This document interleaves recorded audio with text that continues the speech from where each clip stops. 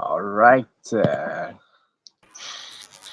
All right. Good day, everyone. My name is Fasomo Micheal Olaiton. I am excited to welcome you to another wonderful episode of the Growth Code podcast, where we bring helpful information that can help you to grow in every sphere of human endeavor.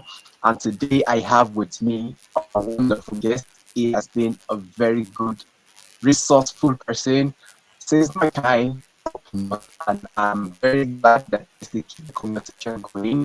And particularly, I'm happy to identify and associate with what he represents, with whatever he does, because he is a man of value. And that is the reason why I felt I should bring him to come and share from his wealth of experience with us today. And today I have with me Mr. Yusuf Umar Usman. He is a EdTech advocate and is also the founder of Citizen Nexus. He is also a humanitarian and a whole lot of other art that he wear and other offices and portfolios that he keeps. But I would love to actually make it short and very simple. The truth is, you actually get to know him better. He makes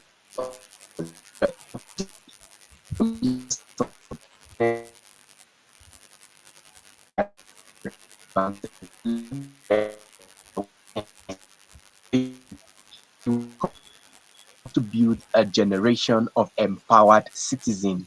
How do we build a generation of empowered citizens? You realize that Africa is blessed with a huge number of population. So we want to consider, is this a real blessing or is it a setback for us? So this and many more is what we have prepared to you. We're prepared for you on today's episode of the Growth Code podcast. Thank you so much. And I would like to encourage you also to please if you have questions, you can drop it in the comment section at interval. I'm going to project you. I'm going to bring you on board. You can ask your question, and if you stay up to the end, you have the opportunity to ask my guest for today your question. My name is Fashmo. Malam Yusuf, thank you so much for joining us on today's conversation. It's so good to have you once again join us. Good morning, sir. Good morning, Mr. Michael and viewers. Thank you so much. So, without further ado, I would like us to dive in immediately. So, to start with, I would like you to please tell us more about yourself, what you do, and again, tell us your story. Tell us, walk us through your journey, how it all began playing in the developmental space, playing in the empowerment space. So, tell us who you are, tell us your journey, and also tell us how it has been. Well, thank you so much, Mr. Michael, once again, and the viewers that are with us at the moment. I always find it difficult when I was asked to share my journey because when I begin to share it, I kind of get confused of either to share um, the success part or the part where I suffered a lot because when you try to give story to people there are some that what they want to hear is success part because that they can build up on it, while some they need to hear the part where you have challenges and how you overcome them so that they'll be able to learn from the mistakes and how you are able to do that. So basically, Yusuf is an indigene of Katsina, specifically from Dutse local government, where I had my education entirely. And I had a stint in so many organizations, both local and international. And I would say that part of what make Yusuf to be what I am today is my engagement in student unionism back in Isaketa College of Education, Duzima, and then Federal University, Duzima, where I participated fully in the student unionism. Not only participating as a spectator, but actively participating as a leader, as a figure that I'll come, okay, I'll present myself to the student, and to some extent, the student will call me, oh, Yusuf, we want you to come and lead us in this aspect.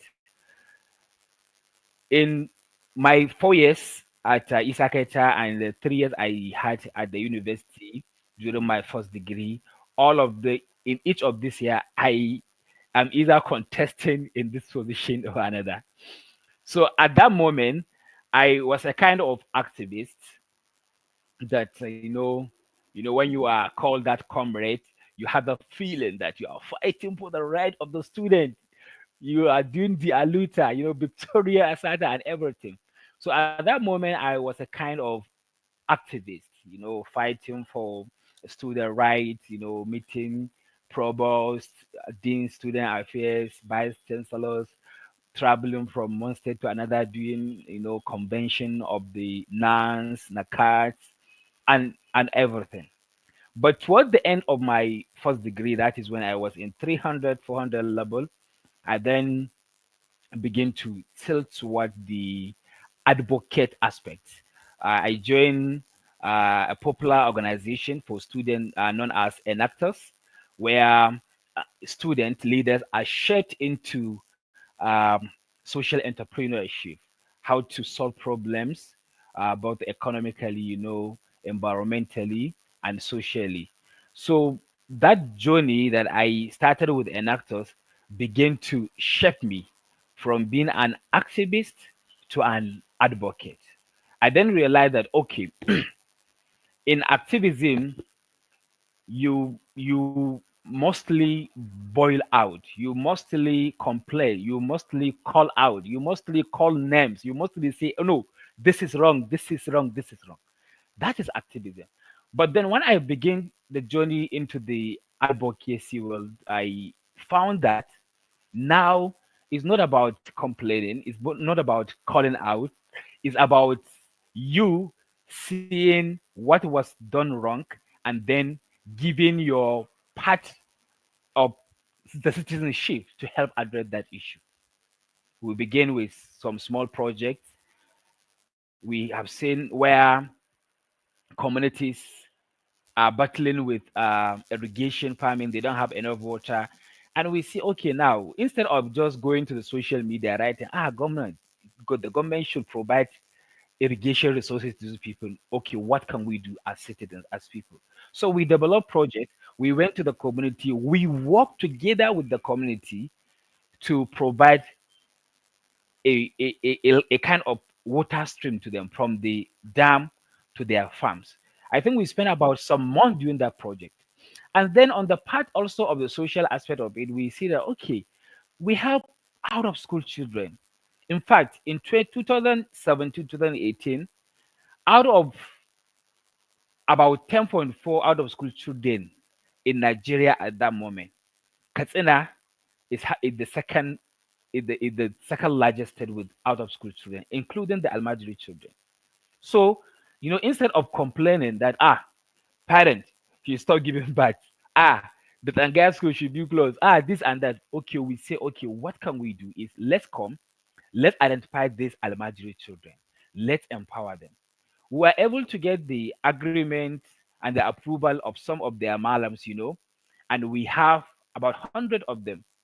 We enroll them into different categories of intervention, vocational intervention, where some learn sewing, tailoring, some learn shoemaking, some learn cap making, some even learn tie and dye.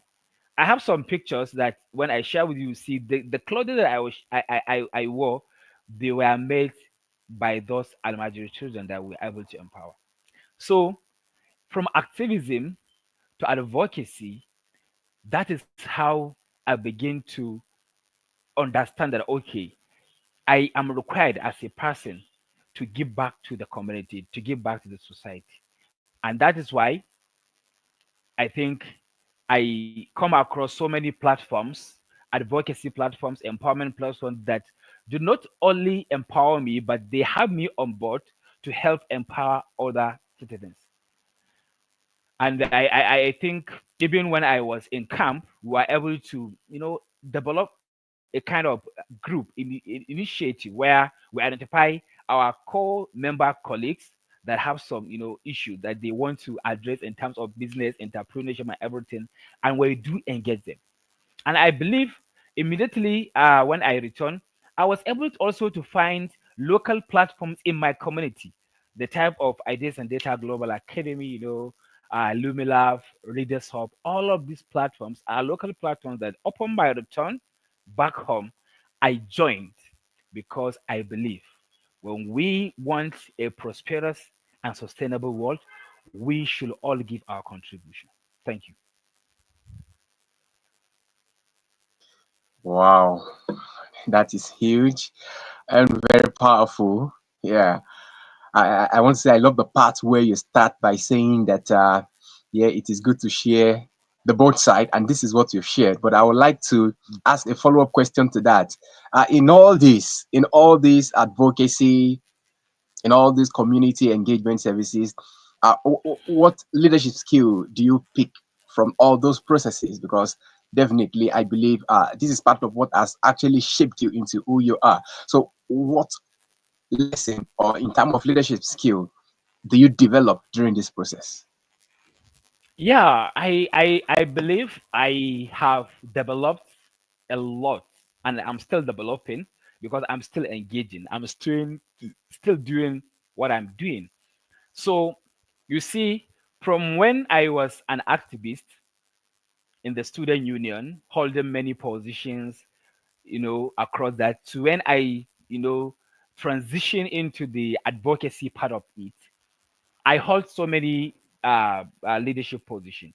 And s- especially in the development aspect, I did not just lead. I started as a volunteer in so many causes, Abuja, Lagos, Maiduguri, some part of the country, even beyond. In fact, I use my own money to travel to neighboring countries like Togo, like Benin Republic, Nigeria Republic, with my own money to go and volunteer for a cause for the African nation. I was not expected to be paid anything. I was not expected to gain anything. What I want to gain is okay.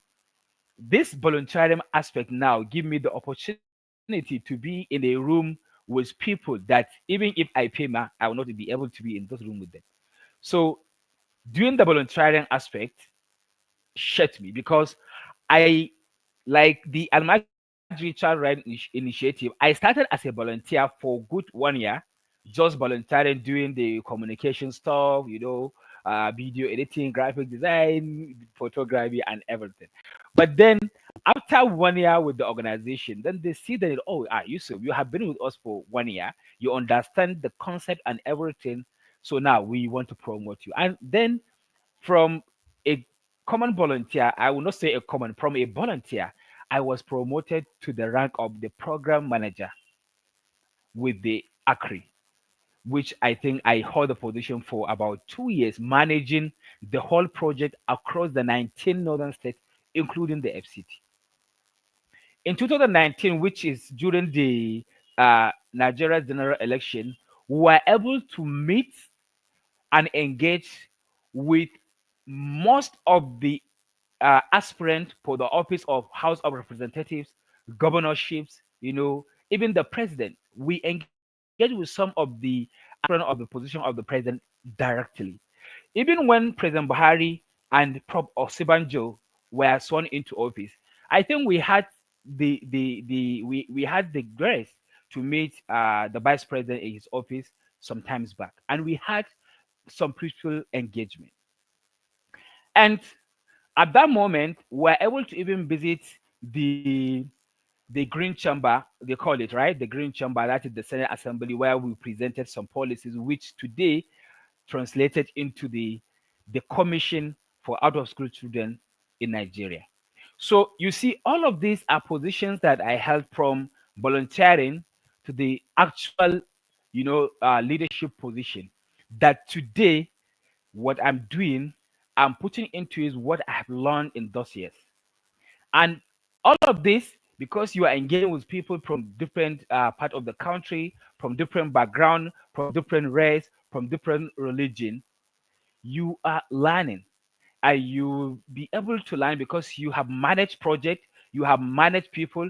In fact, there was a time that the founder of the ACRI have an engagement that he spent about 1 month in Germany. and we have an ongoing project. He had to leave everything with me, like millions of money for me to, to take charge, for me to lead the project while he was away. And when he went, he did not call back. He did not even say, "You say what is going on," because he trusted and believed that okay, I'll be able to do it. And I did it quite all right, engaging most of our coordinators or all of our coordinators from the 19 northern states, where we had a, a, a kind of powerful engagement engage in each state. We were able to directly engage the governors, the commissioners, and people that matter in regard to the Almajiri situation. So you see, the leadership position or what I'm exhibiting at the moment is not a random something that just happened because I have been, yeah, no, it's not random. It's something that is a process that has been from one place to another, from one organization to another, from one project to another. So that is how I was able to culminate over time this leadership position, and still with the people that I'm currently engaged with, the mentors that I have, I'm still learning and also uh, trying to give to give back that. Yeah, thank you so much for that thought line. I will still want to amper on that because I want us to glean a lot of valuable lessons from what you've shared with us. Now, from activism to advocacy, the project initiated onto the implementation, and now seeing it being translated into policies that is being used in Nigeria. How does that make you feel? To me, it's a remarkable success. So for you, how does that make you feel when you look back and say, all right, all the process, why Yeah, we actually refer to. So how does that make you feel? actually, it makes me feel fulfilled because knowing that you have worked for something and now it translates into something that is beneficial not to you, because whenever, even when we are doing, we know that okay, this thing is not for us because okay, I I was once an almajiri because I was once into this entire system of education where I learned, but now I'm normal. But what we are doing, what we did, we know that we are doing it for the next generation of young people. And I remember even when the commission is going to be the Senate is going to do the last reading of the bill on the house in the house of the Senate, we were invited to come and witness what we have seen. But unfortunately, because I was so engaged here in the north with a lot of work that I cannot travel, I wasn't able to do so. But our colleagues that are in Abuja and other part of the country like Lagos and Adamawa, they were there. So it was a happy moment. And wherever, even with this thing, like this single achievement, I'm proud that okay, today I can look at this commission and say, okay, I'm part of the process that led to the establishment of this commission today. And I believe when you go and you check the document from the initial document to what we have now at the commission, some pages you'll be able to see what we are able to present and be able to see our name. So it's something that we are proud of. Exactly. Thank you so much. Thank you. This is going to be a very deep conversation. So I'm glad we are started on a high note, and then so I want us to sustain the momentum really. So let's deep into your personal life, and then people like you should have habits and routine that you do that make you feel focused. So if you could share with us what are your routine and some of the habits that you engage in that helps you to be focused, because a lot of spectrum will be watching this, students may be watching this, and there are a lot of persons that are under the influence may be watching this as well. You tell the number of persons you are influencing are they are looking up to you. So I would like you to give us a sneak peek into your routine. Yeah, maybe you can just come again because the network was a kind of glitching when you are asking the question. Okay. So if you can ask again, yeah. Okay. Okay. I said, what daily routine or habits or practices keeps you focused in the journey?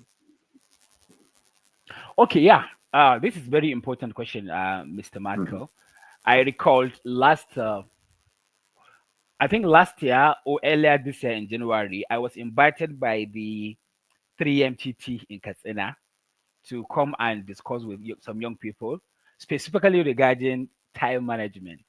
Because the coordinator of the 3MTT in Katsina, who is happened to be my brother, Umar Kutawa, he said that he invited me because he think I'm the right person to come and talk to these people, looking at how engaged, how committed I am.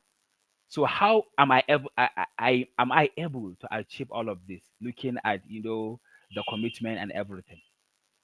So it's not a rocket science. The daily routine that is keeping me focused is knowing what I want. I don't know if you are with me, Mr. Michael.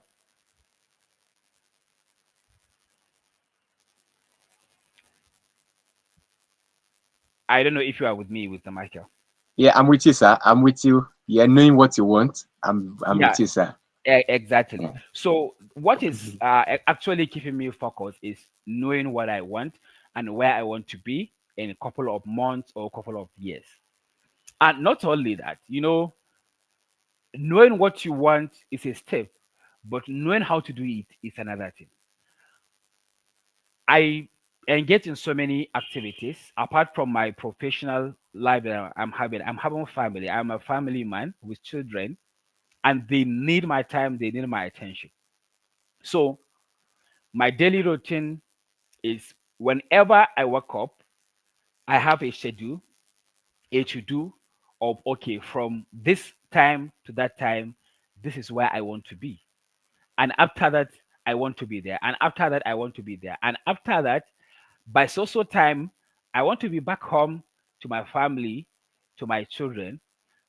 Okay, if even if I am home, I will give time to my family, and then I will have a time separately for myself, maybe to do some chores personally at home. So it's not a rocket science, but it's a planned self management, because the best time management that somebody can have is self management. If you are able to manage yourself, then you'll be able to achieve so many things. The reason why you see many people like they are to some extent not being able to achieve what they said they are put in is because they did not plan it properly. If I'm invited to attend event, I have to ensure I look at my calendar. In fact, when you invite me, I have to even check if I'm free that day that you say we want to have this conversation. Then I will give the green light. If I don't have, I will say okay, maybe we can shift it. I can remember we were planning to have this conversation for quite a number of time, but because of the schedule and activities and everything, it is only today that we're able to get the chance to do it. Okay, that is it. Number two, there are moments when people will just call you that please, we want you to come and do something. There are moments that I usually turn down invitations, not because I I don't want to go, not because I don't want to participate, no, but because already my calendar is booked off. I know what to do. And remember, no matter what you are doing, you have to also look at your mental health. Because if you are giving back to people without taking care of yourself, there will be a moment when you'll break down and you'll not be able to continue giving back to the people. So at times, in fact, you can even call my line at times, you will see, okay, maybe the calls are forwarded, maybe the number is switched off. It's not like maybe I'm doing maybe some serious stuff, but yes, I'm doing serious stuff to my personal being. Maybe I just switch on my phone just to have a 1 hour nap, maybe just to have 2 hours to watch some movies, maybe to have 1 hour to read some, personal development books. So all of these are routine that I usually do to keep myself. People will see me, today you are here, today, tomorrow you are here. How do you cope? And you are doing your work with the NGO with new incentives, and we know how committed, how engaging, how difficult the work is. But still, yeah, I say, yeah, I do this, but also I do this because okay, this conversation that we're having now with you is something out of passion, both between you and myself, because you have the passion to do this, and I have the passion to communicate to the people. Not because I don't have anything to do, but because okay, we already planned for it. So despite my work that I'm doing, also okay, let me give this time to do this conversation. So the routine is not rocket science. It's knowing what to do, knowing how to do it, and when to do it. And you have to have moment when you'll be able to say no. Because as a person, if you be able to be telling people yes, yes, anytime someone brings something, okay, yes, let's do it, let's do it. There will be a time, a climax that you read that people will begin to complain because you are not doing the right thing, even to yourself. So there will be moment when even relatives or direct parents can ask you, please, we want to do this. You look at your watch or your calendar and say, oh, please, this is not the right moment. Maybe you can do it some other time. Exactly. Thank you very much. I'm going home with actually having a structured plan. And something that also stood out for me is that it is not a rocket science, it is something that takes time. And I think that is quite profound and practical. And then Yeah. anywhere, anyone listening to this anywhere will believe that that is how life works really. If you are not, structured, there is no way you are going to have the result. So I want us to discuss more right now on the theme for our discussion: building a generation of empowered citizens. I carefully chose that topic, and one of the things that also inspire it is what to do with Citizen Nexus. So when I look at what to do and how I can infuse together with what my podcast stands for, I think there's need for us to discuss this and settle it once and for all. So I'm giving you the mic so that you can have a better way to respond to the question. When I was writing the question, also there's something that dropped in my mind, that there is no nation that can rise beyond the capacity of its citizen. So if we are crying that Nigeria is not developed, Africa is not developed, it's as a result of its people. Mm. So that is the reason why I consider this very important. So I want to ask you, as a person, with what you do, how important do you see empowerment, and what are the things that can be done to ensure that Nigerians, Africans are truly empowered to take their future into their hand? Because if you look at it, some of us, some persons are making decisions that is affecting us in many ways. So I believe if many Exactly. of us are empowered, we have the opportunity to live a meaningful life. So first, I want you to tell us how important is empowerment, and how can Africans key into this? Yeah, Pastor, this is a very important question because I usually, look at how people tag empowerment. The moment you say the word empowerment, people will think of money. People will think of, okay, I am a GSM repairer, so my empowerment is for government to give me gadgets that I'll be able to go and do the repairment. Maybe I'm a plumber. So when you say empowerment, the only thing that people will think, okay, government or organization to come and give plumbing material to this particular plumber guy. To me, empowerment is much more than that. Empowerment is much more than that. The best empowerment that you can give a person today, especially in this century, is the empowerment of change mindset. Because when you are able to empower someone by changing his or her mindset on how she or he see things, on how that person will be able to understand, oh, so I have this innate capacity that I did not realize until now that I am empowered fully to understand, okay, I have this capacity that I'll be able to do this. Or okay, someone have a particular skills that for years of his life he has been battling on how to uh, be financially stable. But he have the skills, he have the capacity, but he don't even know that he have that capacity. He don't even know that he don't have that. He have those skills. But today you come, you help empower him to unlock those potential that he have, which he don't know. To help him unlock the skill that he have, which he doesn't know. And today he'll be able to begin building a life that is going to be meaningful. Let me give you an example. We have people that there was a guy that we met, I think, 2 years back. So when we met, we were chatting with him via WhatsApp. He was asking me some question, regarding mentoring, mentorship, and what have you. So at a moment, he dropped me a voice note. So when he dropped the voice note, it was like 2 minutes, some seconds. I listened to the voice note. The moment I finished listening to the voice note, I just call him back phone. I say, guy, you have a gift. You have a gift. He says, what kind of gift? I say, you have a gift. Your voice is a gift. Because, okay, we see women, when we listen to the voice of women, we say, this lady, she have a very beautiful, soft, I don't want to say sexy, but she have a kind of, voice that is so beautiful, so nice.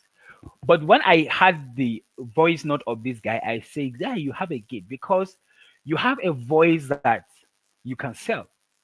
He say, how? I say, yeah, you can. We have voice over, and you have to start from somewhere. You cannot wait until okay, someone call you.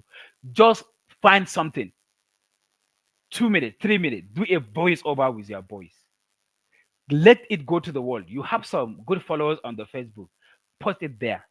Ask people for review how they think your voice and how you are.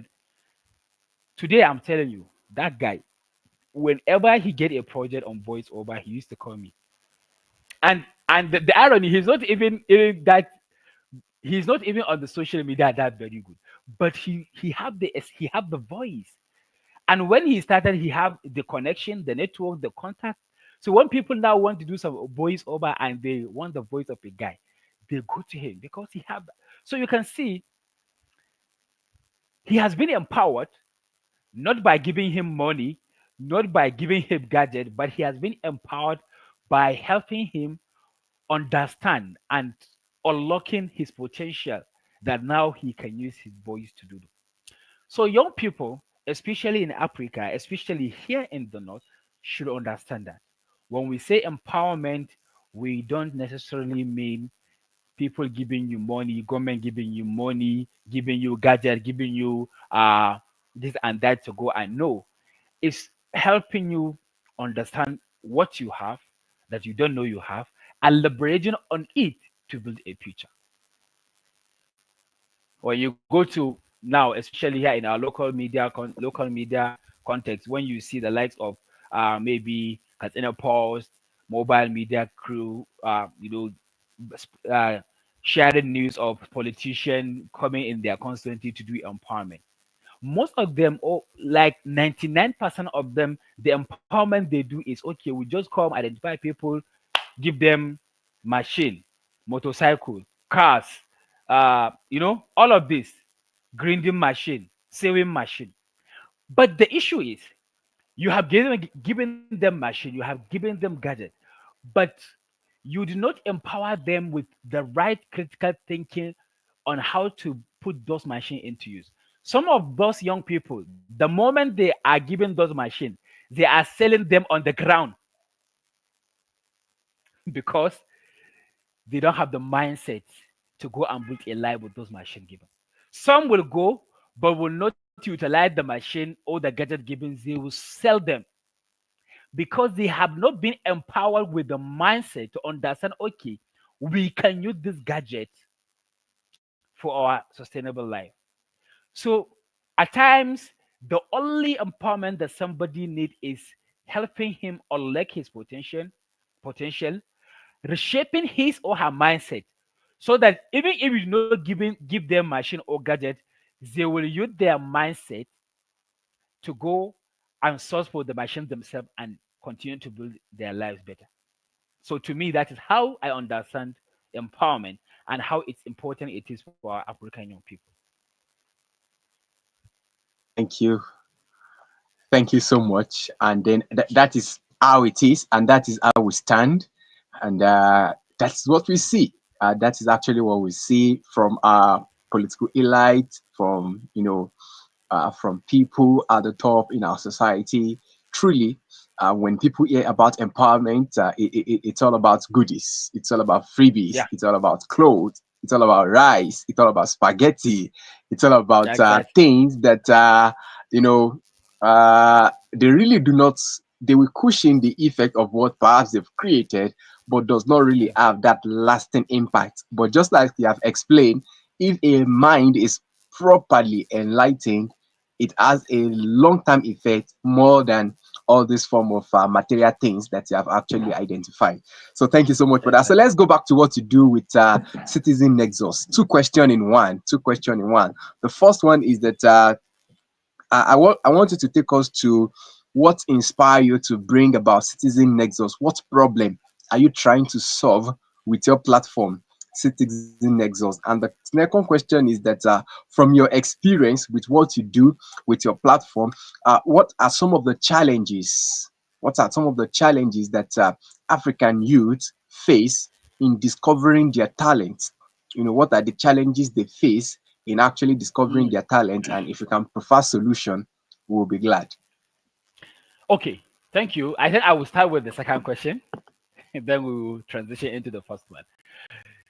So you see, most of the reason that is affecting us as young Africans is we want it on a platter of gold. We want it. I will put it in this adage: "Come easy, go easy."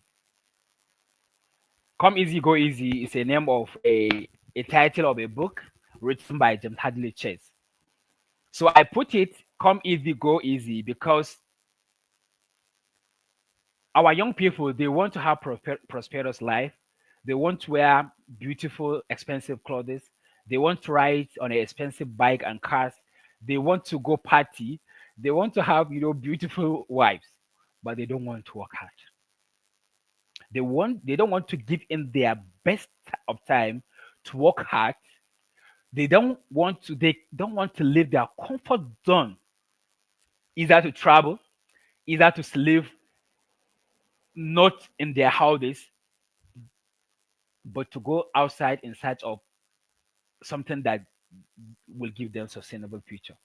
What they want is today they wake up, just I graduated, I have my NC, my diploma, all my degree. So what I only want, okay, I want a white collar job. Okay, I have seen Dangote today, I have seen Mangal today, he's doing good. I just want to be like him. I just saw Fasomo, riding his beautiful car from his house to his office, and I want to own that type of car. I have seen this young guy. Let me give example of my brother, Baban Ayman Malam Umar. I don't know if he's watching. Maybe you see Malam Umar, having this kind of beautiful dressing.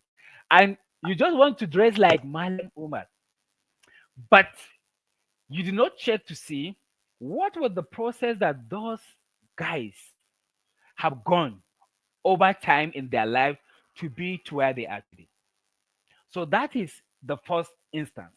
We want things on a platter of gold. We want things come easy, go easy. We don't want to suffer, but we want to enjoy. That is one. Number two, young people, especially in Africa, let me even narrow it down to the north. We don't value mentorship. We don't value mentorship. Today, someone you will see, it's only very few young people that will come and say they they want to they won't have a mentor. And most at times, when they come to you and say they want you to mentor them, probably is because you have some financial capacity or some financial strength that you'll be able to take care of their needs. That is not mentorship. I see people posting politicians, business moguls, people that hold position, people that they call mentors not because they are actually mentors, but because they have this particular position that they are holding. So the reality is, if they are not holding that position, then they will not even call them mentors. They will not even seek mentorship for them.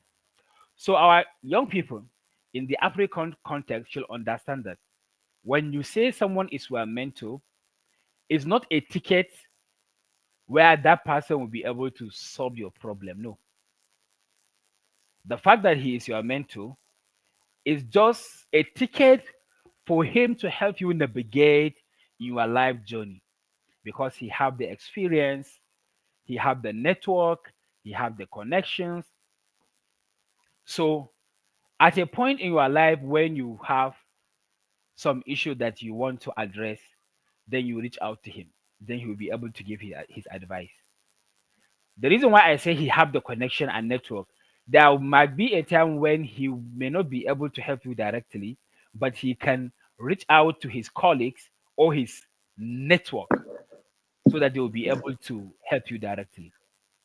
So, in essence, two things hinder our young people in the north that is affecting them regarding how they will be able to understand or to unlock their potential and even prosper is because they want things on a platter of gold, and they don't value mentorship. Whenever you identify someone that is learned, that have experience, that you want to be a mentee to that person, you should know what mentorship entails and what you want from him as a mentor. I don't know, Mr. Michael. Have I answered the Yeah, question right? yeah, yeah. You've answered the question. Don't mind me. Told what has happened to me. So regardless, we're gonna have this section, and that's what actually make you. That's what actually make you in Nigeria. Never say never. You must find a way. Exactly. Exactly. So now You must coming find down a way. to exactly. So now coming down to Yeah, citizens nexus. yeah. Some people will just now look at, okay, my name here is written Citizen Yusuf. And this name, it it occurs not by incident. I remember in 2020, we had a kind of engagement with the then vice president of Nigeria, Professor Osibanjo. So pass forward. In 4 hours that we have engagement with him, then I have gotten this name, Citizen Yusuf, because he called me Citizen. And then my colleagues that we were together during the meeting we had with him, they started to call us Citizen. So that is how the name Citizen Yusuf come across. So I remember coming back to the north when I to the north when I finished with my service. Yeah, I began to engage with people. I begin to even align myself with Ideas and Data Global Academy, where I have the founder, Dr. Mustafa Shehu, in doing some of the uh, developmental work, empowering citizens, building the capacity of young people on different aspects. So, what happened actually that prompted me to even um, start the citizen nexus is many young people reach out to me personally that, okay, please, we want you to mentor us, we want you to be our mentor. And yes, we do it. Some I accepted, some now when I open my DM, especially the messenger, so many messages that some I have read, but I will not be able to reply. And most of them, they are from young people that require me to serve as a guide, to serve as a mentor in mentoring them. So I see that okay, we have been I have been doing this okay, maybe informal. Maybe we just have someone whenever they have some issue, they will reach out to me. Sometimes they have some pressing problem that they want me to talk to them and help address the issue. But at the moment they have the problem, maybe I don't have time. Maybe I'm out in the field doing my work, so I'll not be able to respond to them. So that is why I think okay, we need the citizen nexus. And what we are going to do with the citizen nexus is now that we are maybe just doing random mentorship to people. Anytime this can call you, this can chat you, help me, this and that. Now let it be very formal. And how do we intend to do it? We are going to look at the quality. It's not about the number. We are not looking at okay 50, 100, 200, 1000. No, we want to start with this very very small number. Let's say 5, 10, and it's going to be very formal. Very formal as in how okay. Let us have the young people. We are going to put out a form where these young people will apply. We have a set of independent people, like two, that will help us in selecting those young people, maybe 5 or 10, and then after the selection, we have them on board. So those young people that were selected at the first cohort of the student nexus, we are going to be on a journey with them, a journey of, let's say, 3 months, a journey of 6 months, a journey of a year, depending on the kind of mentorship that we intend to do. So it's not going to be random like before, but now it's going to be more strategic, it's going to be more formal, it's going to be very direct. So the young people that will be lucky to be in the first cohort of the student nexus will have our a direct access with me personally, and then with other resource person, with other mentors that we are going to have on board.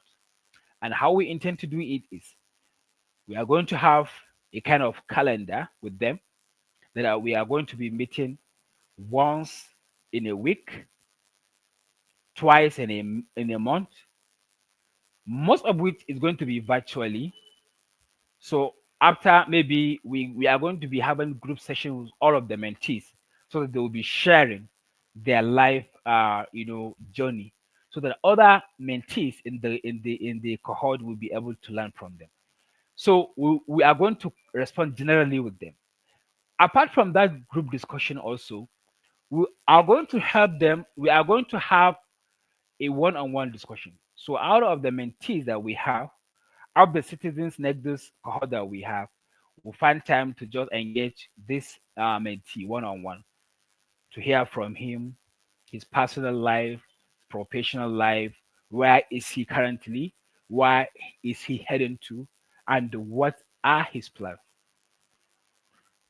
We'll be helping in reshaping mindset, changing mindset, especially now that young people are looking for jobs because the jobs are scarce. Even the government job, the job in the developmental space are very scarce.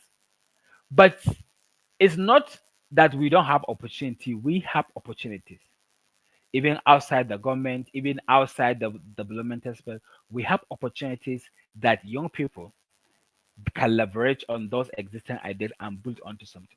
I recall a day before yesterday, I received some young group of young people. They met me in the office and we spent some a quite number of time.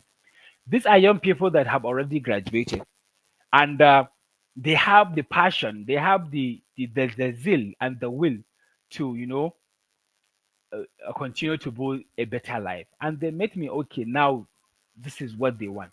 We were able to have a very robust discussion. I was able to understand areas that they have weakness, areas that they have strength, and then offer solution that I think will help those young people in the pursuit of their life. So, Mr. Michael, this is what we intend to do with our Citizen Nexus so far. Even though we are yet to uh, to to to start with the first cohort, because the week that we plan to start with the first cohort, something terrible happened that Okay. we couldn't launch it. But I know that everything is in place, the resources, the mentors, the all the people that will be able to engage to Yeah. actualize the establishment of citizen like this in the far line. And we have a single vision. The vision is to build the generation of empowered young people who can Mm, contribute, who can inspire and grow others. mm. Because it's not just about you yourself. Okay, whatever you are doing, be able to put it forward so that you Translate it. inspire others. Exactly. So that is it. Yeah, thank you very much. That is comprehensive. I wish you the very best with the implementation of this beautiful idea, and I'm very sure that this is going to create a ripple effect of, just like you have said with the vision of Citizen Nexus, building people that are empowered, and you actually understand that it's rightly fit into what we are discussing for today. So I personally keep this Exactly. question since the time you're answering your first question about your activism, your advocacy, and whatnot. So I want to ask you humbly now, and I want you to please think very well. It's just one thing. If there is one skill or you're in position that you can recommend, advise Africans, the young people in Africa as a whole, what one skill do you think they need to develop and why? What one skill do you believe that Africans need to develop and why? Okay. So I think to me the most important skill that young people across the world, not even Africa, need at this very moment and beyond is the communication skills. Communication skills is very vital. And it's not just about communication because it it has a kind of sub skills under it. Okay, we are having this conversation today. It's a communication skill.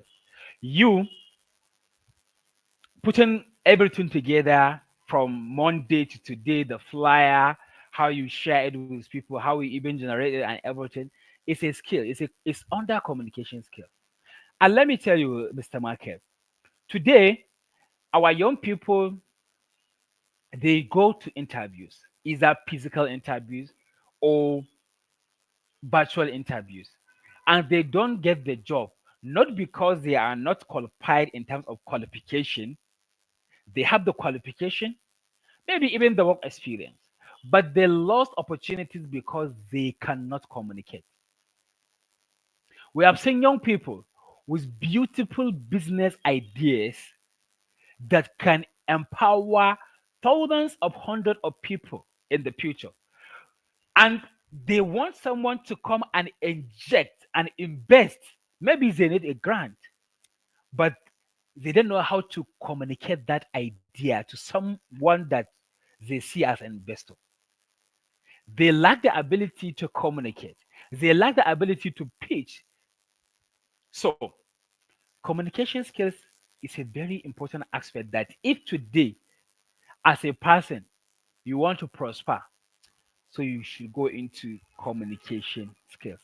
Build your communication skills, nurture it. It involves you being able to write effectively. Because when we say communication, it's not just about talking with verbatim. No. Are you able to write something that when people see? Today you see someone, you are reading a post on Facebook and you are relating, you are reading it, you feel as if it is something that is happening with you at the moment. Because the writer can communicate, he has communicated. You go to places, you go into podium, people want you to talk, and when you start talking, people doesn't want you to come down from the podium because you are communicating. Okay, today some people are calling out the government, do this, you are not doing this right, doing this right.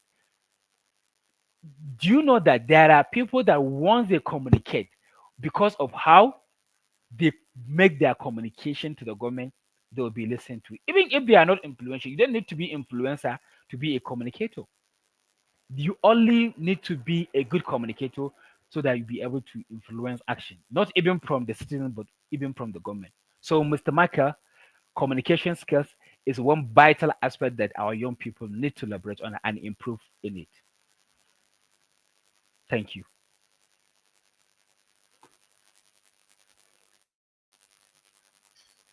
Yeah, thank you so much. That is profound, very powerful, very direct, and yes, communication it is very very important. If you can communicate your idea, you will be unstoppable, and that is just it. You've just summarized it. When you have a good idea and you lack the ability to express it, nobody will give you the chance. And we live at a time where attention span is very very minimal or very short. So thank you so much for that communication skill. I believe people listening to us have actually picked a lot of valuable lessons. In a couple of minutes we're going to wrap this session. I just quickly want to spotlight some of the people that are watching us. Please, if you are watching us, kindly tell us where you are watching from. And if you have questions for my guest, please kindly do in the comment section. I'm going to be bringing some persons on board right now, at least to read from some of them. So yeah, I have one of my good brother here.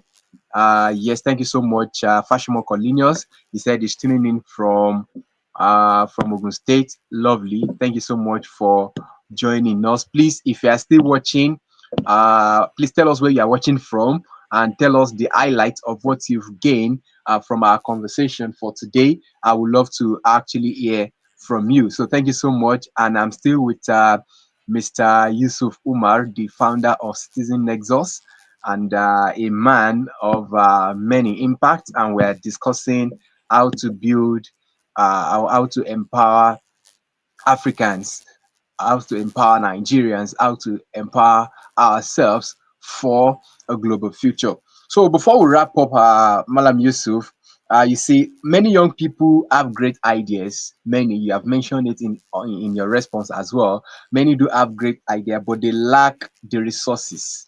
They lack the Mm, resources. So let's also talk about this because it is part of the empowerment. If you lack the, if you have the idea but you lack the resources, many would think they are disadvantaged. In Nigeria, some persons have actually cracked a code and it's actually true. And you can even testify from what has happened to us. I've even made preparation for extra light backup, but the thing went off. See what power is doing to us right now.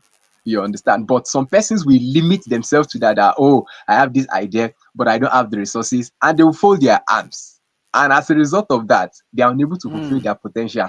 So how do people that have idea build resilience? I want you to speak to people that have idea. How do they build resilience?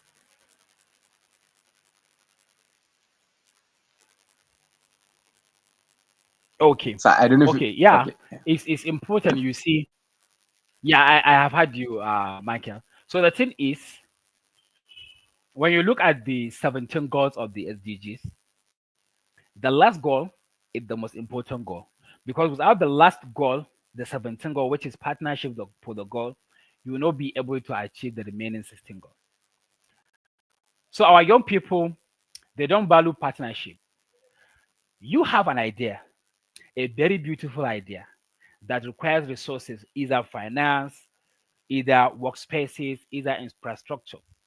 So if you have such idea, don't say because you want to be called founder. Because our young people, especially in the everyone want to be called CEO. I want to be called founder. I want to be called CEO. So I don't want people to work with me. If I'm doing something, I want people to see I'm the only one doing it. And this does not make sense. Once you have idea, you should look inward, look beyond you. You look even beyond your community. Look at who are the other young people in your cycle and beyond. That although you have the idea, but they have the resources to help your idea come into fruition. So if you have the idea and you don't have the resources, then you are not going anywhere. So you having the idea is a step, and then look at other people, your neighbors, your colleagues, your friends, your classmates. If someone you think is having the resources to be able to nurture and help that idea come into fruition, then you have a team, you have a partnership. Okay, let's come. The idea is mine. I bring up anything, but you have the resources. You have the resources, you have the finance, you have the energy. So let's come together. Let's put this in. It's a matter of an MOU. Come here. Let's sign something. Me that have the idea, at the end of the day, if we have a return, I have so percentage. That is it. So you see that an organization, an establishment is being run, but it's not a one-man show. It's a group of people coming together, one with the idea, one because he can communicate, one because he can look, he can, use the phone and maybe snap pictures, do, and everyone in the team, they have what they are contributing to bring that idea into reality. Like the student like this that we just finished having discussion, it's an idea that I have for a long time, which I believe I cannot do it alone. So even before I make it public for people to see, I have to directly engage with people that I know they have a stake to take because I cannot do it alone. So our young people should limit the thinking that they want to be called CEOs, they want to be called founder. Yeah, you can be a founder, you can be a co-founder, and it's normal as long as it gives you value, as long as it brings something into your copper. What is important is you are doing it because you cannot say, I have the idea because of money now. I cannot do it. No, guy. If you have the idea, fine. In fact, at times I see people have an idea and they will go online and post that, okay, guys, we have this idea. I have this idea, this and that, this and that. And I think if we do this and that, it will bring something. But I don't have the way forward. So if you are reading this post and you think you can come and partner for us to move this idea forward, let you see, you don't know who will come into a DM. And from then you have the idea going on and on. So that is most important thing, Mr. Fasomo, for people to seek collaboration, for people to seek other people, and teamwork for them to have what they want to do. Fantastic. Fantastic. This is just so profound. Thank you so much, Malam Yusuf. Thank you so much. In fact, Hmm. I don't know. You have tipped into my second to the last question. Now that means you need to ask Uh, again. okay, so let me quickly spotlight some individual. Yes, let me spotlight some individual before we wrap. Yeah, this another brother of mine. Oh, all right, Gideon, thank you so much. Fashomo Gideon is joining from Nasarawa State. Thank you so much, my dear brother. I appreciate all you do. Thank you for your support. God bless you. I love you. Thank you so much. And again, Fashomo Gideon is saying that Citizen Yusuf, all your points are valid. I am challenged with your points.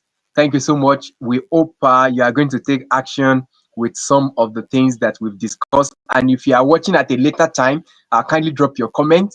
We're going to respond to them at a later time. Thank you so much for your contribution. Thank you so much for joining. Yes, I have another person here, and this is Ayomide. Ayomide from Ibadan. Yes, okay, thank you so much. Ayomide is actually my VA, my supposed VA. I think whenever I have the opportunity, I'm going to market the people that are doing very well. Yeah, Fantastic yeah, yeah. virtual assistant, very fantastic. I'm still going to make video about her. Before I come up this morning, she has sent me a mail and reminded me, don't forget you are supposed to go on YouTube. So if you are looking for somebody that will help you track everything you need to do, this is the person. Thank you so much, Ayomide, for all you do. Thank you so much for also joining. Thank you. Yes, and Ayomide has actually put some of your quotes here. She said empowerment is not only about money or consumables, rather a change of mindset. And that is it. That is it. Thank you so much, Ayomide. Thank you. I think we have another one here. Yes, she says that building communication skill is the way forward, and that is it. Very simple and direct. Building a Mm. communication skill is a way forward to get empowered as individual, as Africans, and to actually play in the global stage. Thank you so much. Gideon also said communication skill. All right. Thank you everyone for thank you. Gideon said communication skill is the way forward. Amazing. And that is it. Building our communication skill is actually the way forward. All right. So this is the question before we say our goodbyes on this episode. Let's look at it very well. I've partly make mention of it also in the course of this conversation. African has a huge population. To you, do you think this is a huge opportunity or huge challenge for us as Africans? No, I always see population as an opportunity. Very, very well. Let me give you an example with the Chinese. Although some years back they begin to enforce that people should not give should not be given birth like as frequent as before, but now they are seeing the side effect of that and they are reverting those policies. And if Africa, the population we have, we will never in any time be able to say that the population will outshine the resources that we have. Let me tell you something. We have the resources in Africa. We have the land. The only thing that we need at this moment is purposeful leadership from the African leaders to be able to, bring aboard the resources that we have so that these young people that we have will be able to tap from those resources. The resources are there. The 260 million that we have as a Nigeria will not be able to to say, okay, when everyone is given the resources, we'll end it. Wallahi will not be able to end it. We will not be able to end it. The only thing that we need is purposeful leadership for the resources to be evenly, to be judicially distributed so that each and every citizen will have his own share and then they'll be able to contribute back. Because when you see every day we have startups coming, we have business ideas coming, and each business idea, when you critically look at it, is something that will give sustainability to that picture that have the idea, that have that business. So we have the opportunities. If now you can bring me 1,000 young people, each of them will have a unique business idea that he can go and develop. Because we have the issues, we have the problem, we have the social problem, economic problem, environmental problem, and that. And each one requires a set, a specific or unique kind of solution that we can use to address the solution. So our population is never a problem. Our population is never going to be a problem. Rather, what we need is purposeful leadership to help navigate the population that we have into the right one. Thank you. Thank you so much. So, I've taken a lot of your time, and I know you sacrificed to actually be on this program. So, if you had to leave young Africans with a powerful message, what will it be? Advice, you're free to go. For if you had to leave them with powerful message, to wrap this program, what will be your message to those that are listening to this program at the moment? I think the only message that I have for the young people out there is let us be optimistic. No Mm, matter the challenges that we are currently facing, no matter the situation we are currently in, let us be mm, optimistic that change will turn out to be good, inshallah. Amen. All right. Thank you so much. Let's be optimistic regardless of what we are facing. Tomorrow is Mm. brighter. And that is the message of hope from Citizen Yusuf, my guest on today's episode of the Growth Code podcast. Thank you so much, everyone, for joining us. I want to appreciate those that I'm unable to read their comments, or those of you that join at a moment and you're unable to drop your comment. I do appreciate everything that you do. Thank you for the support you've been giving me even before this program transitioned fully into the online space. And Citizen Yusuf, thank you so much. I'm very grateful. I think I've I've had reasons to interview you a number of times, and each time it keeps getting better. You don't share what you've shared before. You still continue to give us a better insight, and you can testify that from the comment we have read so far, people are really, blessed. They are impacted with what you've shared. And, sometimes even if you have said it, look at your mentorship. You say it's not really about the number. If what you've Yeah. shared today changed two or three lives, I believe it goes a long way. So thank you so much for all you do. This is going to be the size of our package on this program. My name is Fasomo Micheal Olaitan. Please do what to support what we are doing. Like, share, comment, and tell people about this. And if there's a way you want to work with us, we are open to collaboration. If there's a way you want to support us, we're open to collaboration, and we look forward to hearing from you until I come your way, hopefully next week with another guest. Please have a wonderful day. Thank you so much. Thank you, Mr. Michael. Have a good day. All right. Thank you so much.